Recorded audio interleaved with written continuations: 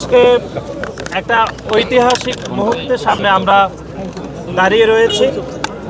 বিশেষ করে আপনারা জানেন যে গত 17টি বছর বাংলাদেশে যে গণতান্ত্রিক আন্দোলন হয়েছিল, সে গণতান্ত্রিক আন্দোলন অগ্রযাত্রায় আপনারা দেখেছেন যে বাংলাদেশে 3টি অবৈধ নির্বাচন হয়েছিল। বিশেষ করে 2014 সালের একটি বিনা ভোটের নির্বাচন, 2018 সালের একটি নিশিরাতের নির্বাচন এবং 2024 সালের একটি আমিডামি নির্বাচনের পরে আপনারা দেখেছেন যে অগণতান্ত্রিক ব্যবস্থা কায়েম হয়েছিল এবং জুলাই এবং আগস্টে ছাত্র জনতা তাদের নিজের বুকের রক্ত দিয়ে যারা প্যাসিবাদ তৈরি করেছিল সেই প্যাসিবাদকে তারা বিদায় করেছে।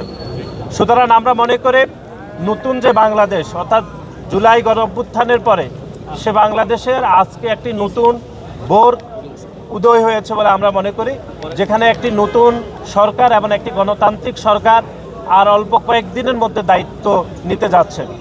আমরা তাই এলো ইনোভার, যেন আপনি লাইফে থাকেন রেডি প্রতিদিন।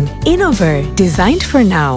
এই যাত্রায় মনে করছি যে 1975 সালে যেরকম বাকশাল কায়েম হয়েছিল এবং বাকশাল কায়েমের পরবর্তী সময়ে শহীদ রাষ্ট্রপতি জিয়াউর রহমান যেরকম বাকশাল বিলুপ্ত করে যেরকম একটি গণতান্ত্রিক অগ্রযাত্রায় বাংলাদেশকে সামিল করেছিলেন, ঠিক একই ধারায় আমরা লক্ষ্য করেছি যে গত 17 বছর যারা প্যাসিবাদ কায়েম করেছিল সেই প্যাসিবাদের আন্দোলনে আমাদের দলের চেয়ারম্যান জনাব তারেক রহমান নেতৃত্ব দিয়েছেন এবং সেই প্যাসিবাদ থেকে বাংলাদেশ একটি নতুন গণতান্ত্রিক যাত্রায় যাচ্ছে বলে আমরা মনে করি এবং আগামী কয়েকদিনের মধ্যে নতুন সরকার দায়িত্ব নেবে।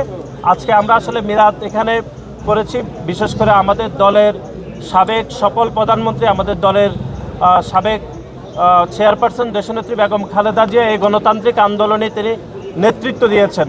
ওনার বিদায় আত্মার মাগফিরাত এবং যারা গণতান্ত্রিক আন্দোলনে শহীদ হয়েছেন তাদের বিদায় আত্মার মাগফিরাত এবং দেশবাসীর নিকট আমরা তাদেরকে শুকরিয়া আদায় করছি দেশবাসী যে তারা বাংলাদেশ জাতীয়তাবাদী দলের উপর আস্থা রেখেছেন, সেজন্য আমরা আজকে মিলাদ আয়োজন করেছি।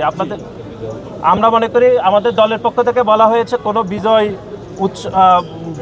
মিছিল করা হবে না।